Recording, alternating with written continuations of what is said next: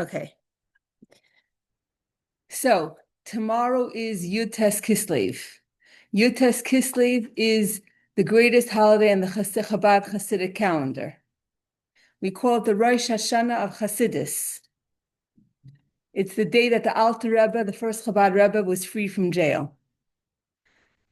When we're going to come out of this class, we're going to understand a deeper significance of what Yud-Tes Kislev means and what being free from jail means, and it's going to be on a whole new level.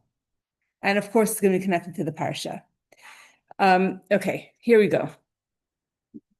I did put a poem on the WhatsApp. If you're able to access it, that's fine. Otherwise, you could just listen. I don't have a copy.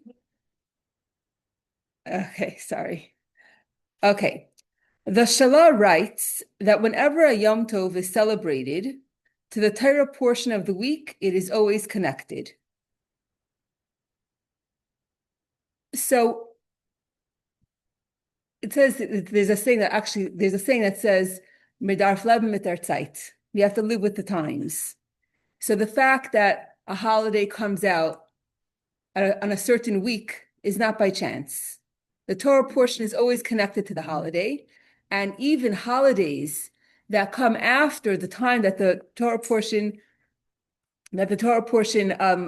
was fixed, even then, there's still a connection between the holiday and the Torah portion.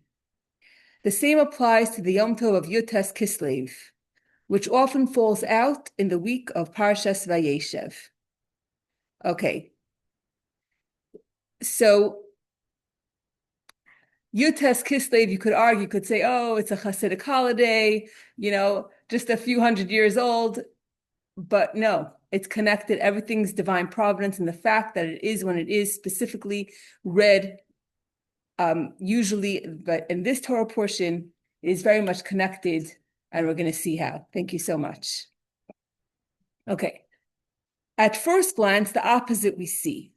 On Yud-Tes Kislev, from prison, the Alter Rebbe was set free, while on the Parsha, Yosef was sold into slavery, which resulted in Yaakov descending to Mitzrayim with his entire family.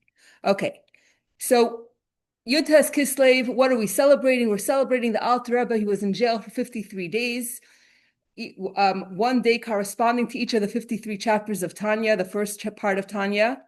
And so now we're celebrating the day of his liberation, the day of his redemption. When you look in the Torah portion, it seems like it's the exact opposite. What do you have?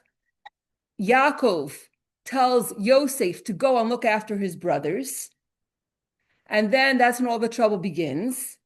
He goes to his brothers and they're upset with him because of the dreams that he had. And they throw him first they wanted to kill him. Then Reuven says, throw him into a pit. Reuven leaves. And the end is that he is sold to Egypt and he becomes a slave. So seemingly it's two opposites. Yud-Tes Kislev is a redemption. And this week's Torah portion is about Yosef being sold into slavery, which is the exact opposite. It's exile. And not only that, the fact that Yosef ends up in exile, ultimately, because of that, that's how we even have the Egyptian exile in the first place. It says that if there's a cow and they want to slaughter the cow, so they need to bring the cow into the place where they do it. The cow doesn't want to go. So what do? They trick the cow. They take the baby calf and they lead it before the mother, and then the mother is going to follow the baby. And then they could bring the cow to wherever they want to bring it and do what they want. So this is a parable. Hashem needed Yaakov and his descendants to be in Egypt. But Yaakov is so special. So he didn't want to bring Yaakov down to Egypt in chains. So he said, I have an idea. I'm going to take Yaakov's son, Yosef. I'll bring him to Egypt. And then Yaakov will follow and will come. But when Yaakov came, he actually lived his 17 best years in Egypt. But that's how Hashem got him to go to Egypt by sending his son there. That's what drew Yaakov to come to Egypt in the first place. So really, it's the beginning of the very sad story. The beginning of the tragedy is starting here. So how can you say that Yud Tes Kislev, a day of redemption, a holiday of redemption, is connected to the Parsha, which is seemingly the opposite? Was it seemingly, but at the end of the day, it was our redemption. There was a hunger, there was all that kind of stuff, he had to go, so it was a redemption. That was the promise Hashem made for Abraham. So it had to happen, that you go to Mitzrayim in order to have the Gula, in order to get the good fulfilled. It was the process that to happen. Okay. Wasn't there a famine involved in there? Yeah, that's what I just said. Yes. It was a famine, so then he had to come down, be saved by that, Okay, so you're saying obviously ultimately the ends for both of them ended up the same way. The Rebbe ended up being, doing, let out of jail and then released, and then he did stuff, right? And then Yosef eventually did stuff. It's not. Probably doesn't. I don't know if it happens in the same still. It doesn't. Okay. So that's part of the question. Part of the question is Yud Tes Kislev is the actual day of redemption. He is free. But in the Parsha, we don't see the end of the story. In this week's Torah portion, we don't see the end of the end result. And in the end, the Jewish people leave Egypt, and it's a preparation for Mount Sinai, and it's a preparation for the giving of the Torah, and it was a necessary thing, and they came out with a lot of wealth. You don't see all the good stuff in this Torah portion. Here you see him being sold, and thrown to a pit and sold, and his life is in danger. This parsha is not the parsha where we're celebrating. Okay. Is this the parsha where Yaakov gets out of jail? Yosef, no. No, he didn't even go to jail yet. This parsha is just, there's no redemption seemingly in this parsha. Okay, we could explain, this is what you're saying. We could explain that Galus wasn't a punishment for the Yidden. To make them wealthy and to receive the Torah, it was a preparation. The purpose of Yosef's descent was actually revealed openly. He became second to the king, and he sustained his family with plenty. So you could say that Chaimi's arguing, you could say, listen, the end was a great result, even if before you're talking about the actual Galus Mitzrayim. But the fact that Yosef came down was a very good thing. He became the viceroy, and then when there was a hunger, he was able to provide for his family. So it was all for the good.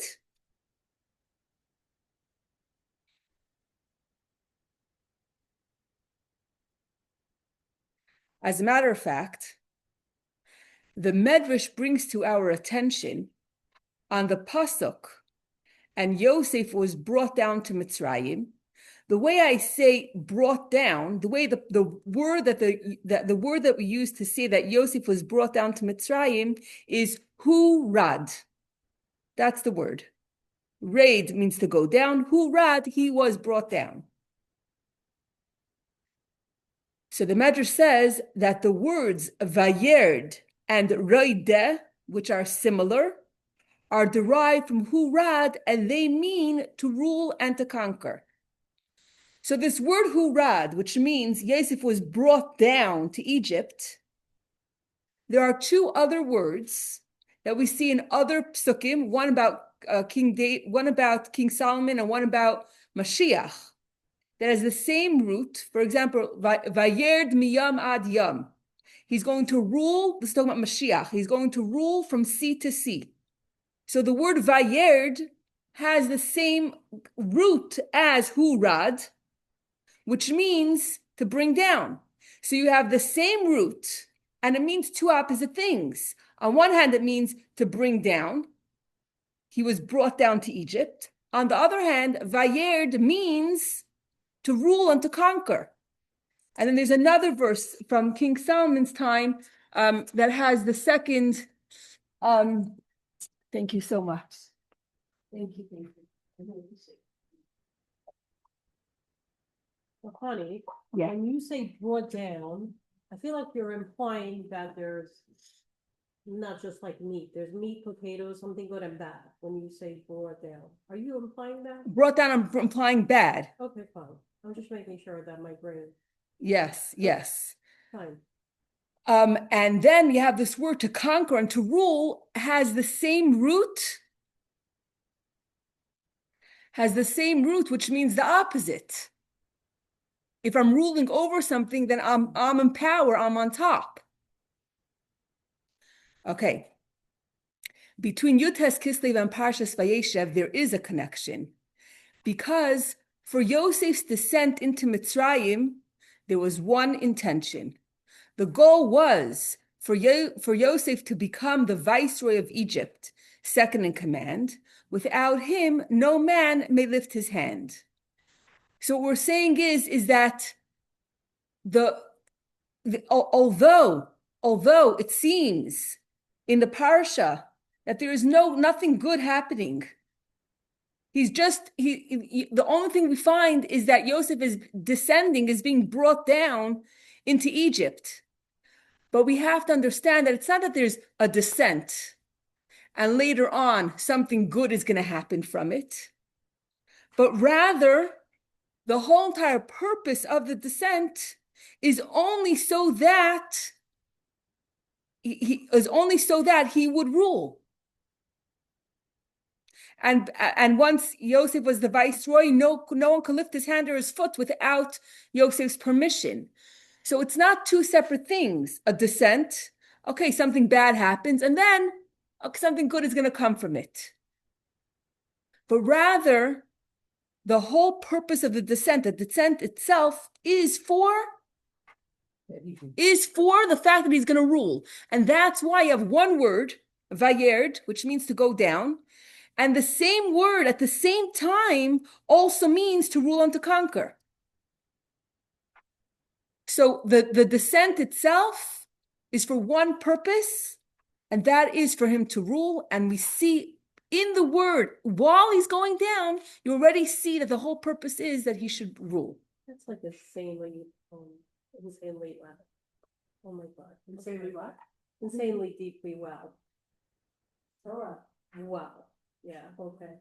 Yeah, wow, I wonder, like, at which point he thought that, when he was on the caravan with all the snow. I have to process this, but that's insanely deeply well. Okay, but guess what? This applies to all of us as well. When we feel that we are falling down, the silliest thing, I'm driving here, it's 108, and I'm like, oh, I wanted to bring that bag with the candles and the guide, the Hanukkah guides. I'm like, if I turn around, I'm gonna be even later. So that's down. But then I said to myself, you know what? I'm gonna call Alicia. I'm gonna ask her if she could bring it. And now Alicia could see in action what goes on here, why she has to work so hard in my house while I am sitting by the table and writing away.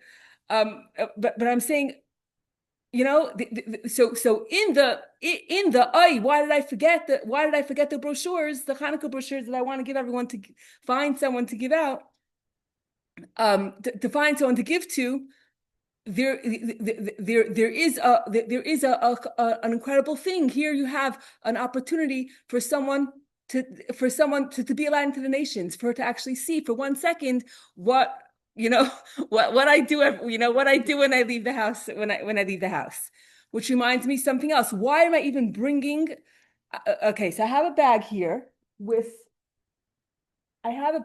these beautiful Shabbos candle kits. We've brought them here before. And in addition to that, I also have these Experience Hanukkah, these guides. So if you meet anyone in a doctor's office or whatever it is, that you could remind them about Hanukkah. So how did I come to bring this? Because guess what? I was in Suri's house, and her sister Batsheva was talking to me, and she said, I'm a photographer. I do such great work, and she really does, right? So she's very professional, and she's at the top of the ladder in her job. And she says, I should be so happy. I'm able to provide for my husband to learn, and I could, make a lot of money with my job, but I don't feel I feel empty. It's not meaningful to me. So I said to her, do you have any clients that are Jewish? And she said, hey, come to think of it, I do. So I said, well, next time I come, I'm going to bring Shabbos candles for you, and maybe you could give it, and maybe you could give it to your clients, and that will make it meaningful, because in your circle, you have a mission there. And for some reason, okay, so I called my mother and I said, Ma, when the girls come, please send me neshek and guides. I also had menorahs. And by mistake, I forgot who I had the conversation with, and I had a conversation with someone else from the Thursday class. So I took this bag that I prepared that I was supposed to take to your house, and I brought it to the Thursday class, and I put it on the table. I put these, the candles, these candles, and the guides and the menorahs, and guess what? It was all taken. So I spoke to my mother on Friday. I said, Ma, please send more. So she sent me another 20 of each. And I still have to save some for your house. So what I'm saying is that here you have someone is feeling down about their job, that they don't feel meaning in their job, and because of that, okay, so that's down, right? You feel down, but now because of that, look, we conquered the world. I don't know, all those Hanukkah guides and neshek that I brought to Thursday's class, and the women there never saw this before. Here in Bela's house, we already brought it a few times. They never saw it before. They're like, wow, how much does this cost? I'm saying, how much does this cost? $1, 50? I don't know. She gives me $20. She's like, wow. Actually, she was like so amazed to even know about this concept. So look how much, and now it's here in this house, and then we're gonna bring it to your house, and it's all because one person felt down that they weren't that they didn't find meaning in their job. Okay, now I wanted to, and this morning I'm thinking to myself, okay, like what kind of examples could I bring to the class? And I don't really have anything. I already shared this story, I already shared that experience. And I go downstairs and I take my phone, and I check my phone, and I got a message this morning from Shani Klein, who was sitting somewhere over here last class. And she says, I hope it's okay, Shani, that I'm reading your message. Okay. Good morning. My medical leave is over and I'm returning to work today. I wanted to let you know that you were an absolute highlight in my life over the past couple of weeks. Your shirim are inspiring and interesting, and the general vibe is welcoming and friendly. It was phenomenal, and I look forward to being off on legal holiday Mondays in the future so I can return Be'ezus Hashem. In the meantime, hatzlacha on everything that you do, and thank you. And I look forward to reading your polished, finished poems when you post them at the week's end. Okay, so I wrote to her. So sweet of you to reach out. Thank you for your message and bracha. It was a pleasure to meet you and learn together. It is so special how you transform the medical leave into an opportunity for growth and learning. This is exactly the topic of our class today. Wishing you loads of hatzlacha and all the brachas. Looking forward to learning together soon, and thank you for your encouragement to keep writing poems. So that was the conversation this morning. So here you have a woman who was on medical leave. That's a down. She had surgery. That was a down. But guess what? She used that opportunity to come to as many classes as she could in these 6 weeks. And I'll tell you something even more amazing. How I even met Shani. There's a woman in our Chabad community. Her name is Sandy Mantel. Liz knows her. Yafa knows her. Karen, maybe Karen, I think you know her also. Okay. Kara, sorry. Sandy has been at our Chabad for forever. Okay, pretty much. And her husband passed away like 20 years ago. She has one adopted son, and she's very alone. And she just had her 75th birthday. And she asked us if we could host her this birthday, because she wanted to invite some people that that are religious and only keep kosher, and she knows that that if it was by us, then they would come. So it was a very small party. Maybe we are 10 people. We made her a homemade cake and salad, whatever. Yeah, Liz was there. Okay. And guess who came to that party? Shani Klein came to the party because she worked with Sandy 15. Sandy is already retired from teaching in public school 15 years. Is it that long? Oh, my God. Something I like that. remember before when she was working. Yeah. And still Shani still kept a connection with Sandy and made it her business to come to the party, even though she was just after surgery. And look what happened. And then she ended up here at the class. So a surgery is a big down. But to conquer it, So you could have not to go back to the poem. Where am I? Actually, the surgery is not the down. The thing that you had before you got to the surgery is the down. The surgery is- Right. There you go, Liz. You're amazing. Okay. So the in hurad, in the down, there's also vayerd and raide, which is to conquer, And you know, I was going to say the example of Is it the same qualifiers, the shirish? Yeah. Okay. Vav Yud Reish Yeah, Dalid I got it. is Just, it's the same shirish, it's the same root. And I was going to say the example of what happened in with Batsheva in Sari's house, and I was like, oh, I can't say that example because I left the stuff at home. But then I was like, I'll just call Alicia, and then there's always from every down within it, you could always rule over it, you could always conquer it. That's a very good expression, that when you're down, you find something to rule over the down.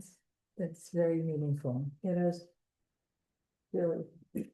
It comes straight from the Torah. It's straight from the Torah. The down itself, with the purpose of the down, and within the same word that means down, it also means to rule and to conquer. Oh, so you're talking about the red, but you're gonna compare it to today's. Yes, absolutely. Absolutely. But what we're saying is that yes, we're going to compare it to the redemption of the Alter Rebbe, but you could ask and say it's not the same. In the parsha, we only see the down. We only see the down in the parsha. So the answer is, in the word going down is the purpose. The purpose is for him to rule, for Yosef to rule. Okay. So you say a second. There's a purpose in the down. Okay. Here's another Yeah, example. give me another one. Okay, another example. Okay, this example happened yesterday. Yeah. Okay. Do you mind? I don't mind. Oh, that's the question, that's the answer to the clock. Okay, here's another example. Examples like this. Years ago, when we had Hebrew school, I created a tefillah curriculum, which had poems and had a student book and a teacher's guide, whatever it is. And at the time, I was selling the teacher's guide for $50. And I still have a box in the basement with some teacher's guides, but I don't actively sell it. And it came with toys, and I don't have any more toys left, basically. I mean, I don't have full sets of anything anymore, but it's in the basement. I don't actively market it or anything like that. Yesterday, I get a message from a Chabad Rebbetzin in Las Vegas. And she said that that they rent space, and they rent space in somewhere else, and they bring the books back and forth, and she lost the book.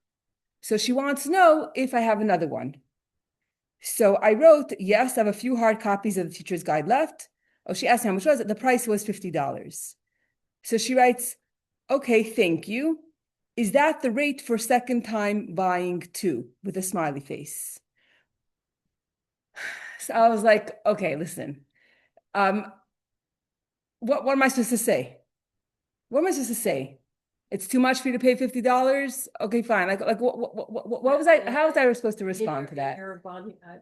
So I'm thinking, okay, you don't value it. It's only $50. You don't value, like, what do I, Can't afford it. I don't know. I got insulted. Okay, I'll just say it that way. I got insulted. You're asking me for, Think about it, you're not using it for umpteen years already. right. It's in the basement, exactly. Give it to her, it's another, whatever. Right. Okay. So what did I write? Well, it took me an hour. It didn't happen right away. In other words, you were in your down, you were ruminating. I was in my down saying, you don't appreciate the value that I put into this book. It's $50. It's a hard copy. I have to go to the post office and send it. It's not a PDF that I could just click. So I wrote, Is it like elementary school? it's specifically for Hebrew school. Okay. Yeah. Okay. So what did I write? It took me time to, yeah. Oh, so I asked my husband what to do. So he said, yes, right. It's $50. But I couldn't do that.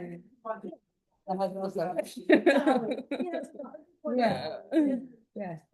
So I ended up writing to her, I conquered it.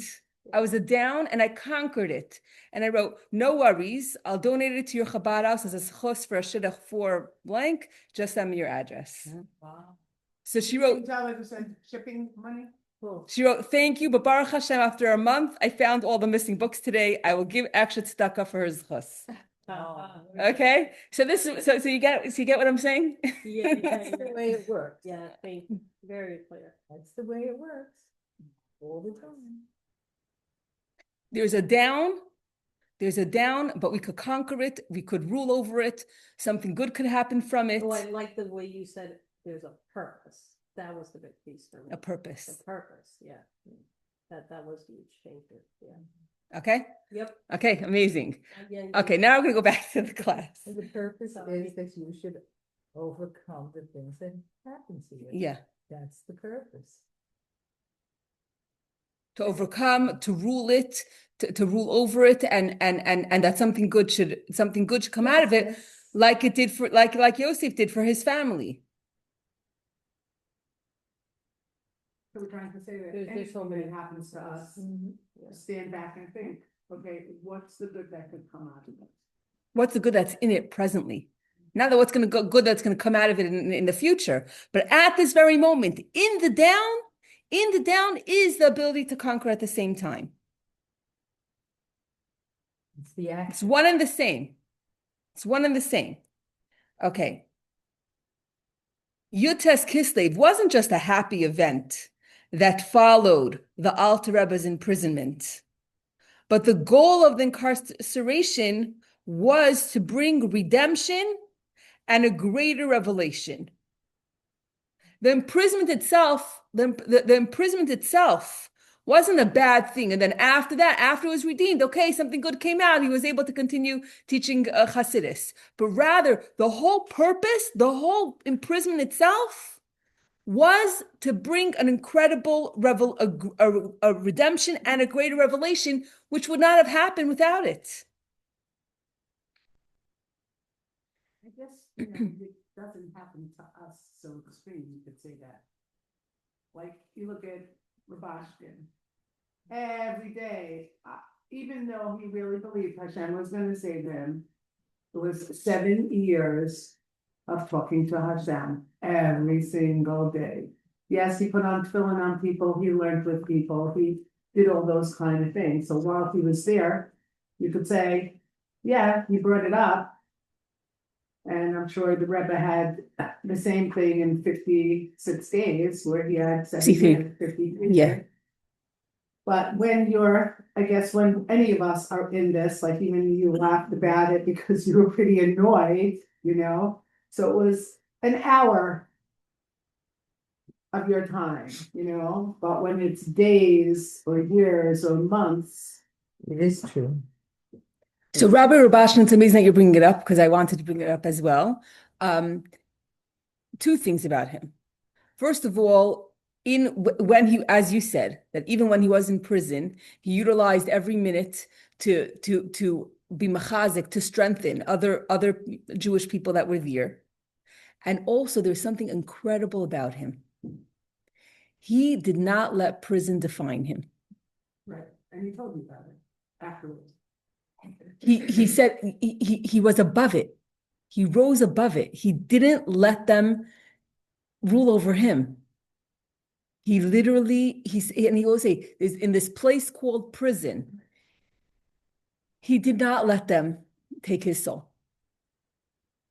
And we're gonna see, we're gonna see that. With people, so it's very interesting. I once had somebody came to speak to us when we were in high school, and bell rang, and we just sat there listening to her. And it was very much on, I just remember one thing, I don't know where she was, but she was working in a kitchen in Russia, and people were very foul-mouthed. And somehow they knew that she doesn't appreciate that. And some guys were talking, they go, you can't talk like that near her.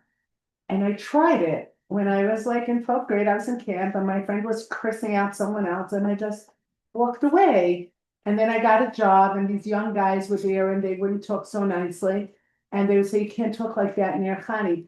Very interesting when you take upon yourself something. So he had all that also, like the guy, the lowlifes, or these huge monstrosities, they just had, he goes, what do you keep on mumbling? He would say nail him on the food line, you know, or whatever it was. So he didn't get, like you said, he didn't let it define him. So he wasn't, just stayed out of everybody's way, and they ended up respecting him in such a crazy way. But Right. So when something's shutting you down, when something pulls you down, you have a choice. You have a choice of what you're going to do. Are you just going to cry and be upset and why me and lay in the mud? Or are you going to find a purpose to it and conquer it and rise above it?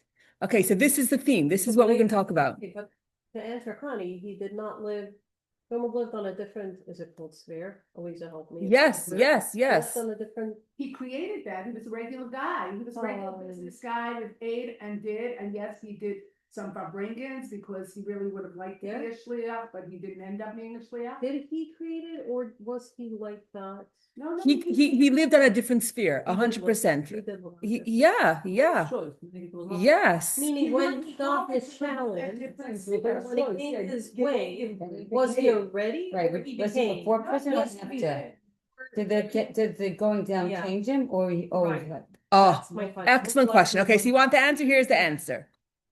In business, but he did have, he wanted to Get be a good shliach, foundation. it didn't work out for him, so he ended up being in business. So while he was in business, he definitely had Farbringans, he definitely had stuff, he made people around him he was always involved. He in- built a whole community. Right, Right. that's what I'm saying, he was always involved in that kind of thing, but when he got there, then he was almost like, I don't wanna say godly. It was like, I have nothing to do with these people, you know, and the only people he had to do it was if it was a business thing. He wasn't breaking bread with these people. He wasn't, you know, getting dressed up and being part of their community. So he was a regular guy, a regular frum guy. Let's put it this way, right? Regular frum guy. So here we go. As the Rebbe Rashab did shir, the revelation that followed Petersburg was where he was in jail, did compare to an olive that is crushed from the beginning for the pure oil that it will be producing. That's what happens when a person is just living their life, a businessman, wherever they are, okay? But all of a sudden you're crushed.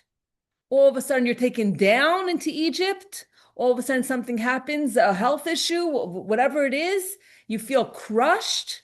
And then, but you have to realize that the purpose of the crushing from the beginning is for the oil, is for the pure oil that comes out of it. So sometimes what emerges from challenge Is our ability that we don't even know we have. absolutely, Exactly. absolutely. We don't know the strengths that we have in certain in those areas. Right. And specifically the imprisonment, that is what brings about a greater redemption and a greater revelation. But I don't recommend it. Right. Exactly. we say, That's what I'm. please Hashem, don't bring me nisayon. Please don't bring me a challenge. We say it every day in our prayers. Yes. Okay. Yutes Kislev accomplished a great innovation. Godliness could be enclosed within comprehension. You see, Hasidus, which comes from Kabbalah, is very high and very esoteric. And it was only for select few great people. But once the Alter Rebbe came, he made it accessible to everybody. And especially after he was released from jail, that's when the wellsprings of Hasidus were pouring out. And it became really available and accessible for every single person to comprehend it. And all this was a result of the crushing of the imprisonment. And not only that, Hashem's name became great in the eyes of the ministers of the nation. To publicize the inner dimension of the Torah, they gave permission. What happened was, this is before the Tsar, it was before communism. This is in the 1700s.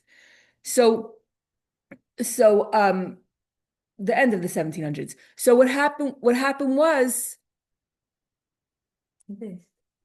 Wasn't the Tsar, that means the king anyway. that was like that was already in the beginning of the 1800s, he was overthrown. The Tsar, communism Came in 1907. Okay, I'm getting mixed up. Okay, but anyway, in the time of the Alter Rebbe, there wasn't, in the time of the Alter Rebbe, the concept of learning, of spreading, of learning Torah and spreading Judaism, that wasn't forbidden at that time. But what was the problem? You see, once communism came around, then to spread Torah, that was a death sentence. But in the time of the Alter Rebbe, that wasn't the case. The time of the Alter Rebbe, they accused him of treason. He was sending money to Israel to help Torah scholars, and they said that he was sending money to Turkey, who was then, which was the country that was ruling over Israel at that time, and to overthrow the Russian government. So what happened was, when he was imprisoned, they saw how godly and holy he was. And the end was that the non-Jewish ministers, great ministers, and even the king, the highest officials, I'm not sure if it was the king himself or a very high official, actually got dressed up into a simple, into a simple garb and came to interrogate him or to have a conversation with him. And the Alter Rebbe stood up for him because he realized, he knew, he was able to sense his importance. And he asked the Alter Rebbe questions about Yiddishkeit. Why did God say to Adam, Ayeka, where are you? Didn't he know where Adam was? And then the Alter Rebbe said, when a person reaches a certain age, and he actually said the exact age of this minister, God asks you, Ayeka, where are you in your life? Whatever. So he basically, in jail, when he was interrogated, they saw how holy and special he was, and to the extent that they themselves gave him permission to publicize Hasidus when he came out of jail. But from the content of Parshas Vayeishev, we are still left with the question. It only speaks about Yosef's descent and his placement in prison. But since in the word hurad, the concepts of descent and rule are both seen, at the time that the descent took place, there was rulership, it must mean. We said this. We said that there has to be a connection between the Torah portion and Yotes Kislev. So the fact that you don't see redemption in the parsha, don't worry about it, because in the hurad, in the going down, is the vayerd, we already see the conquering and the rulership. The Medrash brings another interpretation for the verse, and Yosef was brought down to Mitzrayim. Down to Egypt with him, the Shekhinah he did bring. We know that this is true because Hashem was with Yosef in everything. So now, from this word hurad, we have more than one interpretation. We said hurad means literally to bring down. We said hurad means to conquer and to rule. And now we're saying hurad means that he brought down with him, that he brought down the Shekhinah with him. He took the Shekhinah with him when he came down. All interpretations of the same word share a connection. The explanation is that there are three modes of redemption. Okay, so now we're going to talk about three different modes of redemption, and they're each going to correspond to one of the interpretations of this word hurad. Hurad means to bring down, hurad means conquer and to rule, and hurad means to bring Hashem down with you. Okay, so when it comes to redemption, there's three different types of redemption. Number one, you come close to fight the enemy, but you are bloody, dirty, and have scars after the victory. So you won the war, you won the battle, but from the word for battle in Hebrew is krav, because in the olden days, how do they fight a war? You have to get very close. There was no, you had to come with your sword and kill your enemy. So you have to come very close, and you get dirty, bloody, and you have to lower yourself to to fight with weapons with your enemy. Ultimately, you win, but the scars are there. So my husband said that when he taught this, he gave an example of therapy. Okay, so if the therapists are in the room, just close your ears. But what he said is that sometimes a person has an issue, and now you bring up all the past trauma and everything else. So yes, I have a solution, but there are scars from everything that you brought up. All the issues that were brought up, it's a victory, but there's some scars. You have to bring up the dirty baggage to get to this place. So there's a price to pay, kind of. That's the lowest level of victory and redemption. Number two, you stand totally higher than the enemy, and they are filled with fear. To Torah, which does not enclose itself within the world, it does compare. However, in the enemy's space, no redemption took place. The second thing is, you have an enemy, ignore them, rise above it. Shal Mordechai finds himself in jail. I'm gonna live on a different sphere. I'm gonna rise above it. I'm not gonna let them pull me down. And that is so. The advantage of that is that you're higher, and that you yourself are redeemed. You yourself are okay. However, the exile itself still remains exile. You didn't transform anything. You didn't change anything. The prison is still a prison. You're above the prison, great. That you're not bound by it, but the prison is still the prison. And that, if I compared 1 and 2, 1 would be mitzvahs and 2 would be Torah. To do a mitzvah, I have to go into the world. I have to make money so I could buy an esrog, I could buy a menorah. I have to deal with physical stuff. While Torah is above the world, it doesn't become impure or tainted by the world ever. The Torah remains above. Number 3. This is the Vayeishev.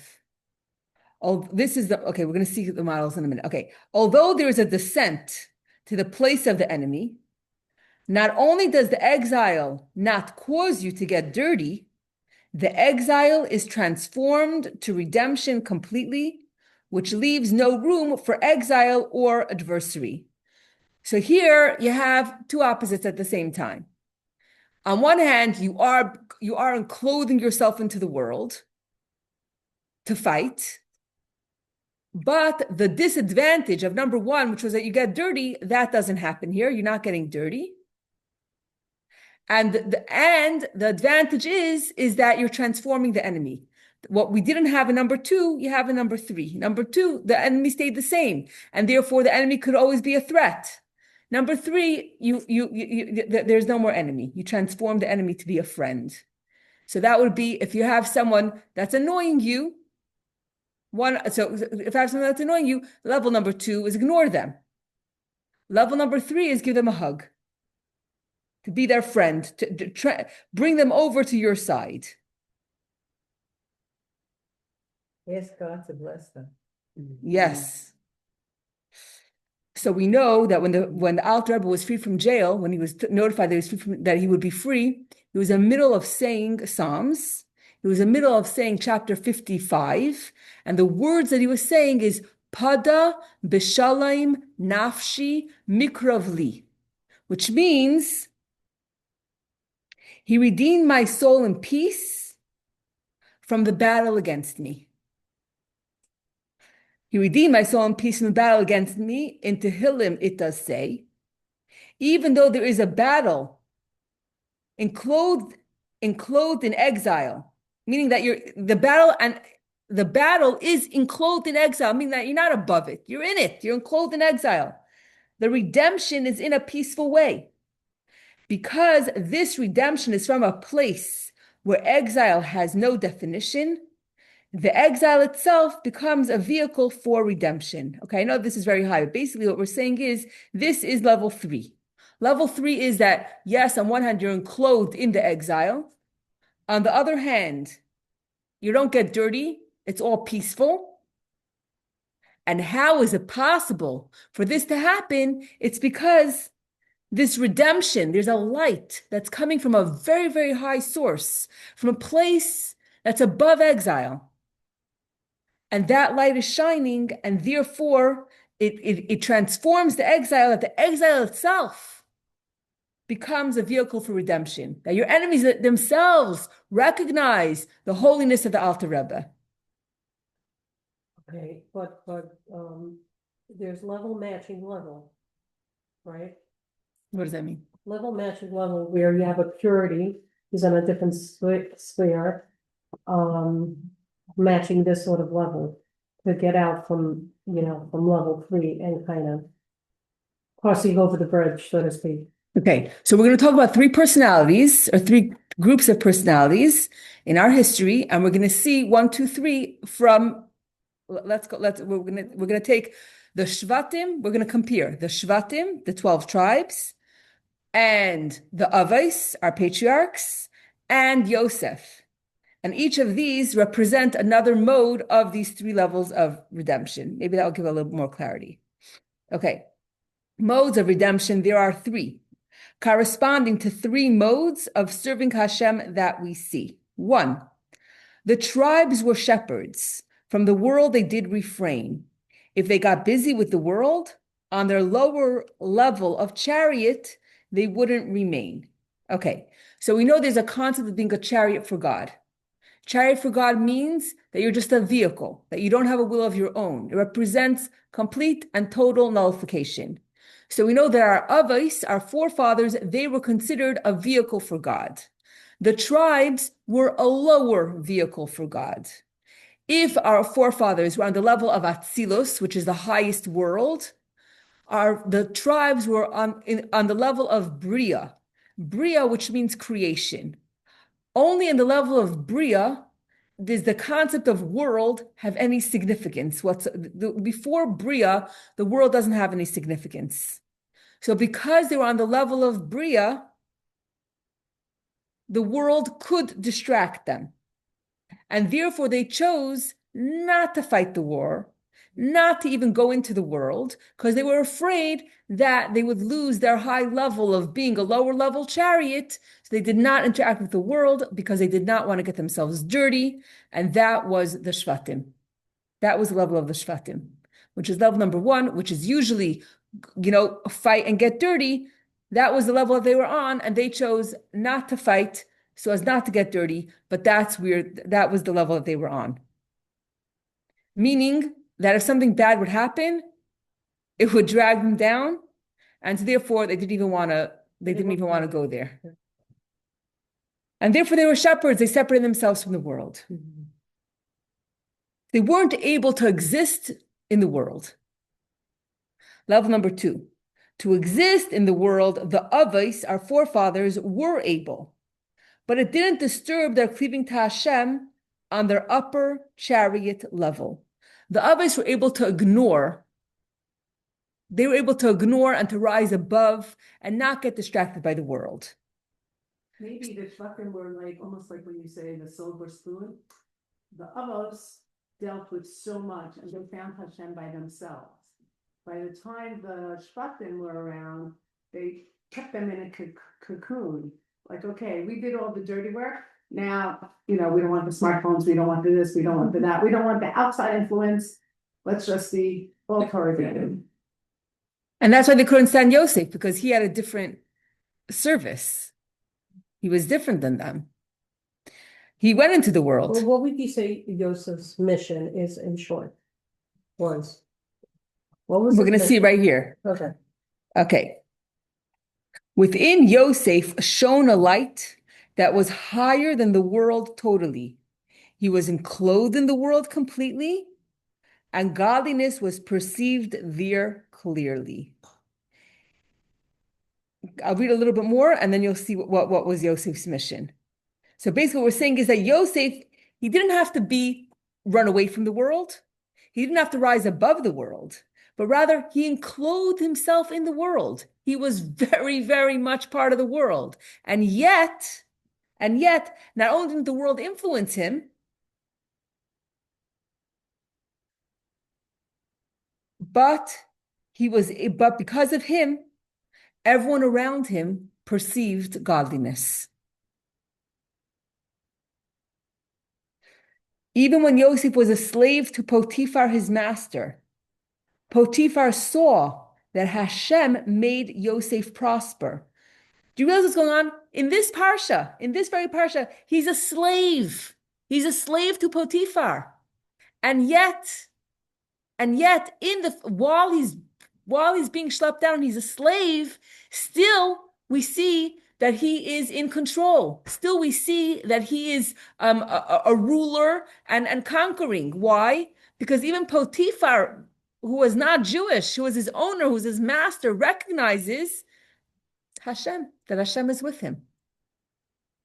Even when Yosef was a prisoner in the dungeon, the fact that Hashem was with Yosef was felt by the prison warden. I wonder what the people who are still in jail from Chelek, which is a couple of years already, 5 or 6 years since then. What they feel. Like we knew the guard said, okay, Rabash can get out and going home, like they were whatever. I wonder what the actual non-Jewish people, because then some of the Jewish people also got but what they feel like. We knew all along he was a holy man. We knew all along he was gonna go, like I wonder if you interviewed them, what they would say. Like, I mean, he was on American Greed when he was on the thing. I wonder now if there are any 60-minute interviews with the whole, whatever. But he definitely left an impact. He definitely left an impact. He definitely left the Kiddush Hashem. He was definitely a light unto the nations.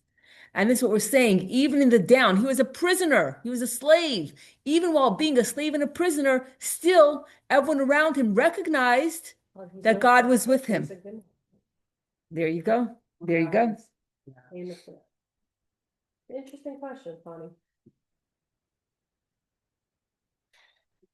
Now we can understand the connection between Yosef bringing down the Shekhinah and dominion. Since in his essence he remained godly, he was able to rule immediately. So up until now, we connected. So basically, there's 3 different ways that we could explain this concept of hurad, of bringing down. The first is, we said bringing down literally means bringing down. He was brought down into Egypt. The second explanation was to conquer and to rule. So we connected 1 and 2. We connected and we said that the bringing down is simultaneously conquering and ruling. Because we see that even when he was a slave, even when he was a prisoner, he was still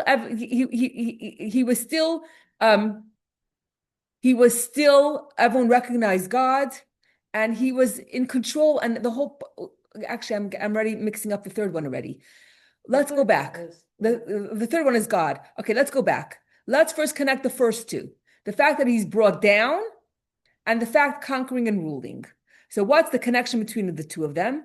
The fact that he was brought down to Egypt, within that same word, within the same breath, it's all for the purpose of ruling and conquering. And now we're taking the ruling and conquering, and we're going to connect it to the fact that he brought down the Shekhinah when he came down, meaning that the entire time he was connected in essence to God. And those 2 pieces are coming together now. And basically what we're saying is that what is the secret? Why is it that he's able to conquer and to rule? It's because the entire time he is one, his essence is godly. The entire time he has the Shekhinah with him. So now we're seeing how all these three interpretations are all coming together. So the first part was that Hurad, the fact that he's coming down, that not that the ruling is going to come later on, but that he's ruling immediately. And how is that possible? It's because he's one with God. His essence is one with God, and that's his secret to success. That's why he's ruling immediately, because he brought the Shekhinah down. The same applies to the Alter Rebbe's imprisonment. He accepted the limitation willingly, like being enclosed in a garment. He was an Atzmi, for whom changes in time and place were irrelevant. His godliness was recognized by the ministers of the government. Okay, so let's talk about the Alter Rebbe for a few minutes. Basically, the fact that he was imprisoned, he went willingly. He could have made the whole jail just burn down, because he had that power. And how do we see this? For example, he was taken in a black wagon, which was reserved for the worst criminals. And when was he taken? He was traveling on a Friday, and he didn't want to travel on Shabbos. So he told the guards, please stop the wagon for Shabbos. And they said, no, we're in charge. You're the prisoner. Don't tell us what to do. So what happened was a wheel broke. And then they had to stop the wagon, and they had to fix the wheel. Then the horses died, until they realized that there's a holy man here, and you got to listen. And guess what? They stopped for Shabbos. So he had the power to stop it, to not go. And even when he was they had the place of the jail, and then a different place where they interrogate the people, and there was a river in between. So you got ferried from one to the other. So he's on the ferry to go back to the prison, or back whichever direction he was going, and he saw a full moon. He wanted to make the blessing called the Kiddush Levana, to bless the moon. So he asked the captain to please stop the boat. And the captain said, no, you're the prisoner. I'm in charge. Don't tell me what to do. So guess what? The boat stopped by itself. And the captain realized the boat wasn't moving no matter what he was doing. So then he realized that. Then the Alter Rebbe, he could have just did the prayer then, but no, he let the boat resume. And then he asked again, could you please stop the boat? He wanted him to stop the boat. And then he willingly stopped the boat. Oh, so he said, oh, what will you give me? If you give me a blessing for my family, then I'll do it. Alter Rebbe wrote a blessing for his family. And he stopped the boat, and Alter Rebbe said the prayer. The Alter Rebbe was in charge, but he allowed himself. Now, if you allow yourself to be imprisoned, it's not really, if you limit yourself willingly, it's not really considered to be an imprisonment.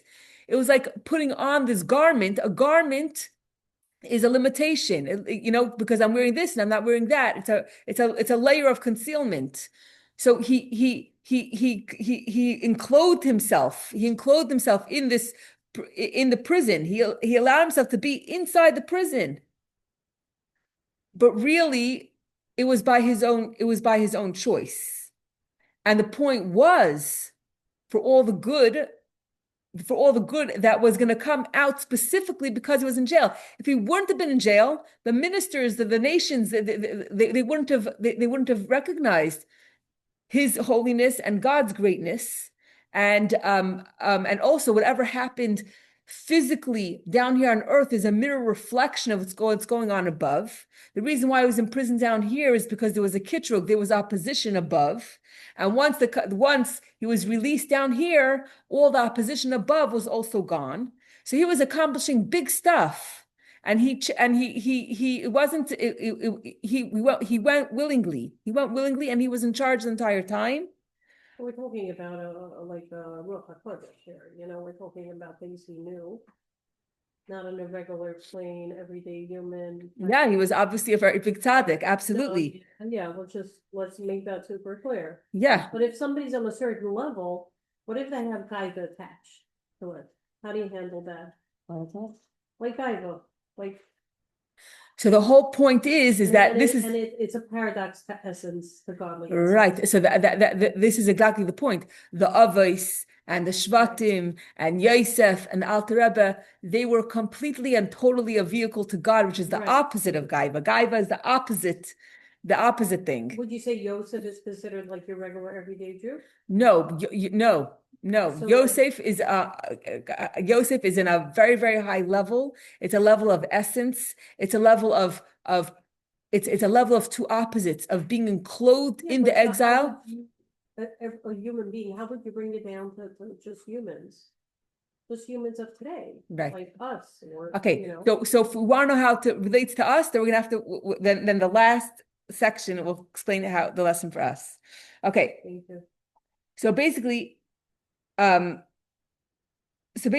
you're connected to Atzmos, when you're connected to essence, when you don't have a will of your own, when you bring the Shekhinah down with you, that is the secret of success. That is how you're able to rule and to conquer. If it's all about me, none of this is going to work. Okay. The Alter Rebbe's accomplishment is seen in his Torah, specifically in Shar HaYichud VeHaEmunah.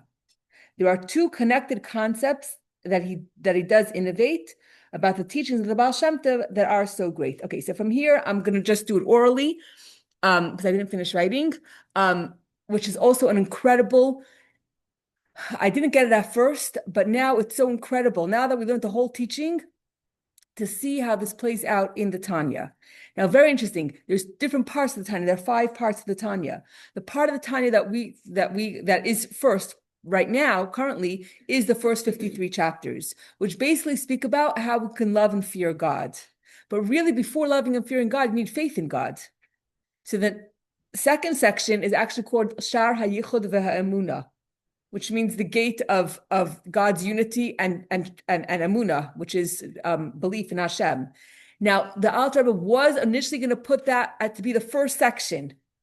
And we see it because in the introduction, he writes, as I will explain later, and everything I'll explain later were the 53 chapters of Tanya, but then he switched the order for whatever reason. But he left in the forward, in the introduction, the fact that he said, as will be explained later, for you to understand that there was a thought of having Shar Yichud VeEmunah, the Emunah part first. So that's just an interesting thing. And we're going to speak about 2 concepts, 2 innovations in Shar Yichud VeEmunah that completely relate to everything we discussed here. One more point is that the Tanya was printed 2 years before the imprisonment. And it says that because of all the chayis, the vitality, the light that existed in the world, that people used Tanya, learned Tanya for 2 years prior to the imprisonment, is what actually was the merit to get the Alter Rebbe out of jail. So that's just the power of Tanya. But anyway, there are 2 incredible concepts. Okay. The Baal Shem Tov, who came before the Alter Rebbe, he innovated something incredible. There's a verse that says, La'olam Hashem dvarcha nitzav b'shamayim, which means that forever, God, your words are standing in heaven. And the Baal Shem Tov explained that to mean that God recreates the world at every single second. That God's energy always has to be there in order for the world to exist.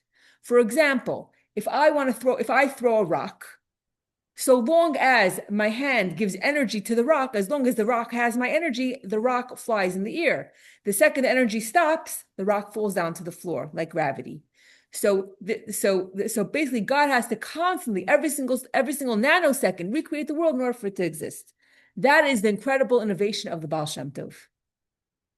The Alter Rebbe comes and takes it a step further, and he says, it's not just that God recreates the world every single second. There could be God over here and the object over here, and God is sending energy to every single object in every single direction to keep everything in existence. But rather, the Alter Rebbe says that God is himself, there's a spark of God itself inside every single thing that's animating it at every single second. Not just that God is sending energy, throwing a rock, and that the energy that I'm sending is separate from me, but rather that God himself, a piece of God, is in every single thing, and that is what's animating it every single second. That God himself is enclosed inside every single thing, just like Yosef. He wasn't like the Avos, or the Shvatim, run away from the world or higher than the world. God created the world and then he left. And then, oh, by the way, he sends energy to keep the world in existence every single second. No. Like Yosef, who was enclosed in the world. What did he have to do? He was a slave for Potiphar. He was in the jail. He was basically dealing with the whole world, especially once he became the viceroy. He had to give food to every single person, the food distribution, and no one could move their hand or foot without his permission. He was in charge literally at that time of the whole world, and he was very, very busy in the world, and he was enclosed in the world. He was immersed in the world, just like God is found inside every single object, not just from far away. So now you say, oh, that's very nice, but that sounds limiting, because if God is inside of me and I am a physical human being, okay, how much of God could be in me? It's catered, it's tailor-made to my body, so it's a limited amount.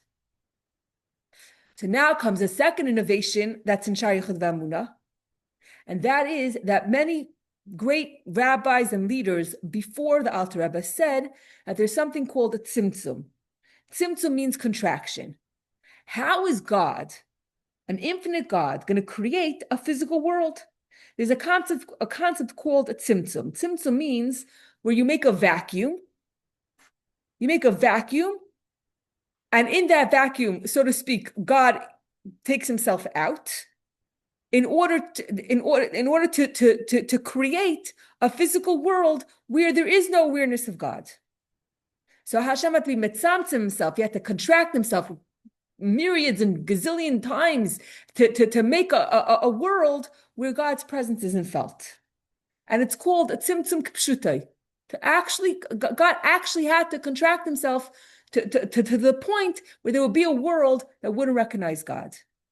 And Alter Rebbe says that it's tzimtzum shaloi k'pshutai. Yes, there is tzimtzum. Yes, there is a contraction, but it's not literal. Other people before him said, yes, there's a contraction, and it's a literal contraction in order to create the world. And the Alter Rebbe said, no, the contraction is not literal. It's just something that to help us understand, but it never happened. Hashem didn't actually contract himself, God forbid. And so what does that mean? Two opposites. Yosef being enclosed in the world, and at the same time, the Shekhinah is with him. In essence, he is completely one with God. And the same thing, on the one hand, there is a light, there is a divine energy, a spark that's giving me my life and giving every single object its life. And that life is enclosed inside of me, but it's limited. So I could say, okay, it's God, but it's limited. But at the same time, it's tzimtzum shaloi k'pshutai. The contraction never happened. And therefore, at the same time that God is inside of you in a limited way, in a way that's tailor-made to how much energy you could handle, at the same time, God's essence, his complete and total essence, his infinite essence that has no limit, no end, just the way it is in full glory, that too is within us.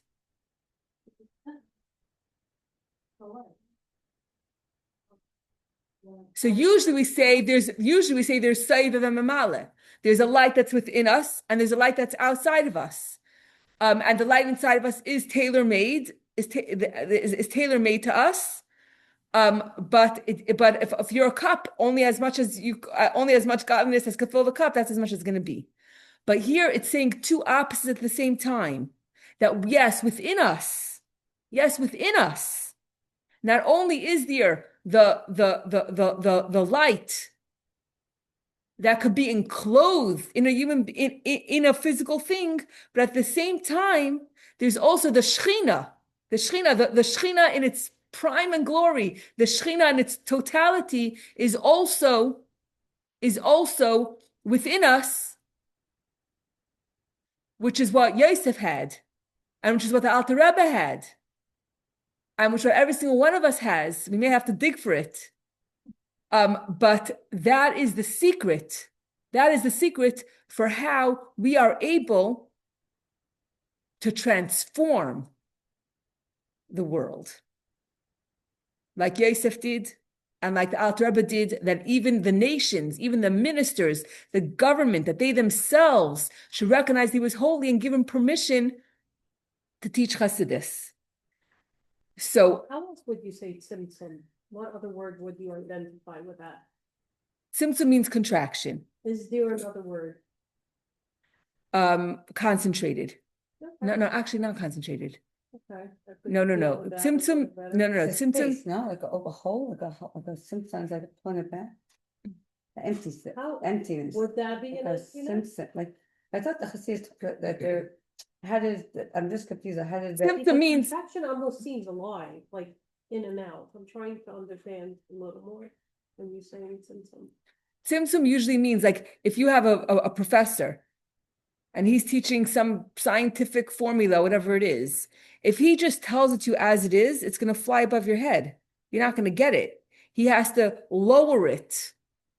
Tzimtzum means to lower it, filter it. Thank you. To filter it, simplify it, reduce it in order to be able to, for you to understand it. Simpson means make space, I thought Simpson means like make space.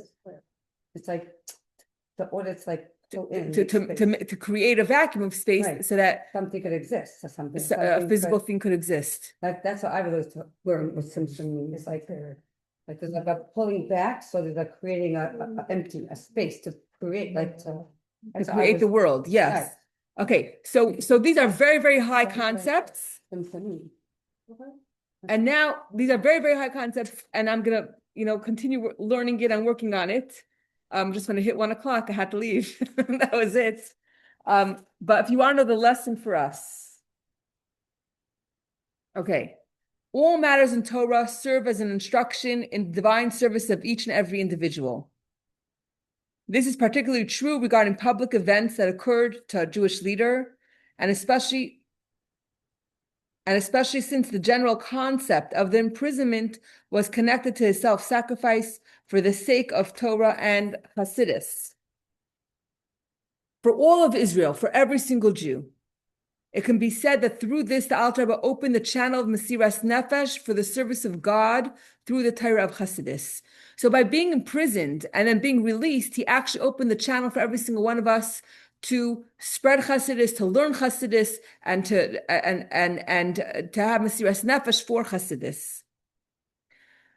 Okay, the service of every Jew, finding himself in the darkness of Galus, must be to illuminate the darkness of the Galus through his service of the mitzvah as a candle and the Torah is light. And this applies specifically in the time of the Kvasa de Mashiach, the time right before the Geula. In order to illuminate such a doubled and redoubled darkness, one must resort to a greater and higher light, up to the luminary within the Torah, the inner dimension of the Torah, which has been revealed in these days through the teaching of Hasidus. Okay, so now we're in a situation of a very, very dark Galus. So the end of Galus, it's the darkest time before the light. And how are we going to fight it? We need to fight it not just with light, but with the source of light. And the source of light is Hasidus. Due to the great darkness in the world, difficulties and tests in divine service may arise. A Jew may feel that not only are the Jewish people in general the fewest of all the nations, but even among Jews themselves, he is currently part of a minority who occupy themselves with the work of spreading Judaism and specifically with spreading the wellsprings outward. Therefore, he might make a calculation that he should wait until the difficulties concealments and obstructions end, and only then will he continue his work. He said, listen, there's so few Jews, and amongst the Jews, there's so few religious Jews, and amongst the religious Jews, there's so few Jews that are in Chassidus, and the darkness is so great. So you know what? Let's wait for the darkness to pass, and then I'll resume my work. Upon this comes the instruction from above. He must know that the world and everything in it is brought into being at every single moment from absolute nothing by the one above, who has no cause or reason preceding him, God forbid. Consequently, it is impossible for there to be any reality that could prevent a Jew from performing his service of spreading the light of Torah and mitzvahs and spreading the wellsprings outward. So when you realize that God is recreating the world every single second, there can't be anything that's a real obstacle to you learning Torah and spreading Torah. As for the fact that he sees adversaries, concealments, and obstructions to his work, he must know that Tzimtzum is not literal, God forbid. But what I see obstacles. What should I do? I see them. So we have to know that the Tzimtzum, the contraction, the simplifying, it's not literal. It is not a true concealment. He must realize that the intent within it is only that he should reveal within himself the actual part of God above that is within him, and the powers that the Rabbeim have placed within him. Then the dominion is achieved. He will rule over them. One conquers and rules openly over the matters that confuse, conceal, and hide.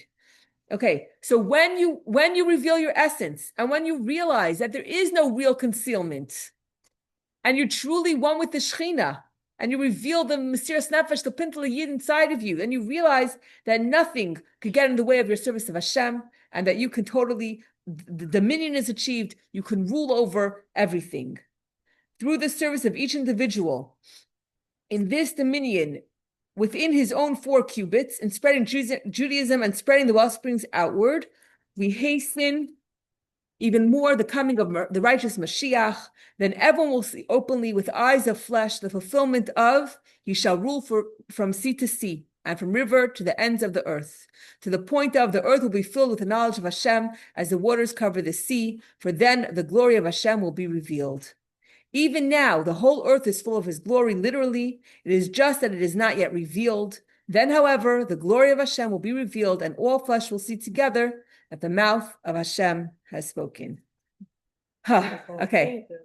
I know it's a lot, and we still have to marinate in it. But before you go, I do want to pass around if anyone would like to take Shabbos candles. If they meet anyone who is Jewish, it's always good to have something on you. And then there's also these Hanukkah guides. If there's anyone that you will see or meet that you might think will benefit from it, you're welcome to take. Okay, thank you for being here. Thank you, Esther, Siri, Risa. Yes.